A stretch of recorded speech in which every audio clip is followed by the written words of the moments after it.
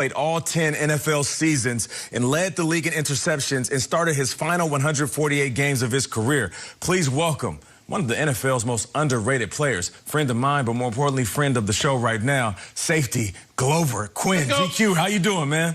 I'm doing good, man. What's up, man? I love those intros, man. Man, of course, man. I got to show you some love, give you the respect you deserve. Now, I got to ask, how have you been doing? You retired. You've been off like 2 seasons now. What is post-retirement life like? And have you ever, because I feel like all athletes have this moment, have you ever thought to yourself, I think I can go back and play? Oh, man. You know, it's been fun for me, bro. I've been chilling, man. I've been enjoying being a dad. You know, I started doing some YouTube stuff. Just kind of interviewing guys, talking some football, doing some podcasts and stuff. It's been fun. I kind of took a break during the season, you know, kind of got back on my health and working out and all that good stuff, man, enjoying my kids and their sports. And, you know, sometimes I look at the game and I see things that are happening and you know, obviously as a former player that walked away, you always feel like, you know what, I can come back and make some of those plays. I can do, you know, some of those things, but I really haven't thought about going back to play, man. You know, when I walked off the field, I was kind of done with it. You know, I had did everything that I wanted to do, accomplished what I wanted to accomplish. You know, I wanted to leave the game, you know, on my own terms, and I felt like I had put in what I wanted to put in, and it was time for me to walk away. You like to look at the game and see what's happening. Glover, here's what's happening now. One of your closest favorite teammates over your career was a guy we love, Darius Slay. Big play Slay, the Slay maker. You've described him as a little brother. Now, though, he's a big man with the Eagles, and he's got huge challenges over the next couple of weeks. Darius Slay has to face Russell Wilson and Aaron Rodgers. Now, you've played those guys. You used to be in the same division as Rodgers for years. What advice would you give your little brother on keeping Wilson and Rodgers in check? Well, Slay knows he's gonna have a long day because he's gonna probably be on, you know, DK Metcalf and Davante Adams. You know, 2 top guys. DK Metcalf is having a great season, and then obviously when you know combine that with Russell Wilson, you know that makes the challenge even tougher because you know you're gonna have to stay in coverage longer. He's gonna scramble around, make plays, and then DK Metcalf is just a young specimen, fast, big, strong. So he's gonna have his work cut out. And obviously, you know, he's played against Davante Adams for so many years. And, you know, I've watched him go against Davante so many times, and I think he know him really well. But, you know, Aaron's gonna be the same thing. He's gonna throw it to him. So I think Slay knows he's gonna have to be on top of his game. And, you know, I went, you know, to a lot of battles with Slay, and you know, he has my respect. And, you know, if I got to ride with anybody in those 2 matchups, I got to ride with my dog Slay. So DK Metcalf, Davante Adams, be ready for a long day.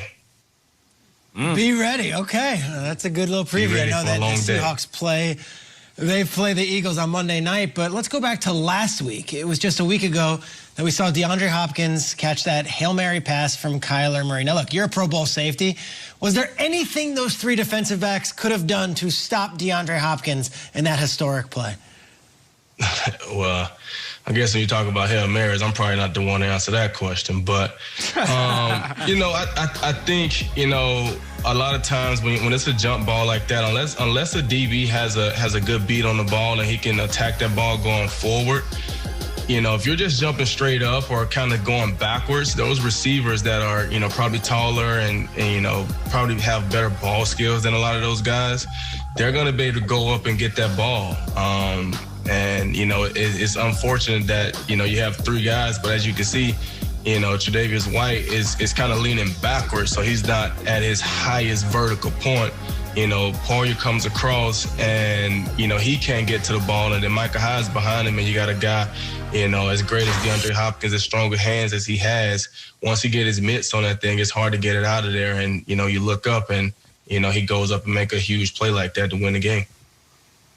All right, well, it's the holiday season, so we're going to make you feel really good. You're going to go there? We're going to go there. So we would think Rodgers against the Lions on a Thursday night, but we've got one even better, even further back in your career, one that is very specific to you, my friend. Jaguars 2010. Oh, no. Game is tied, 3 seconds left. GQ, what happens here? Hey, man, you know what?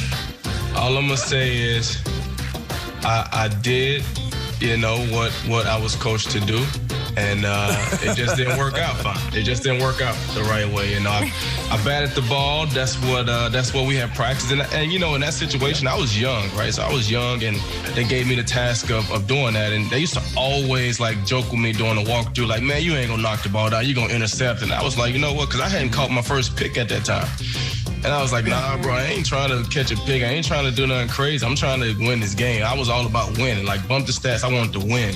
And so if knocking the ball down was going to help secure the win, that's what I was going to do. And so I go up to bat it down. And, when I hit it, and it was so pretty. I could have easily picked the ball. I saw it the whole entire time. So pretty. And you would have won. But I tried to do the right thing and knock it down, and it unfortunately ended in that way. But like I said, I will say this right here, because I know you guys not going to bring it up. But I think 2 weeks later, I came back with a broken hand and caught 3 picks in one game. So there we go.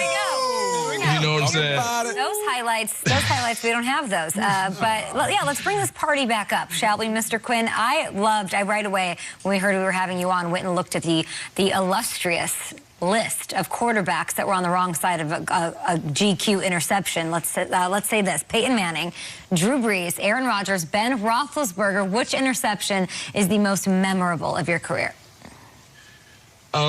You know what? I will have to say, just thinking from a game perspective and the magnitude of the game, I will have to say my first interception against Drew Brees, probably the most memorable, because for one, I'm a huge Drew Brees fan, respect him, probably one of my toughest quarterbacks to play against. And in that moment, being able to make that play at that time against a quarterback like that to help us win that game, that was huge. But I can't lie, it feels really good to have a Peyton Manning ball on the wall. So I will say that it feels great.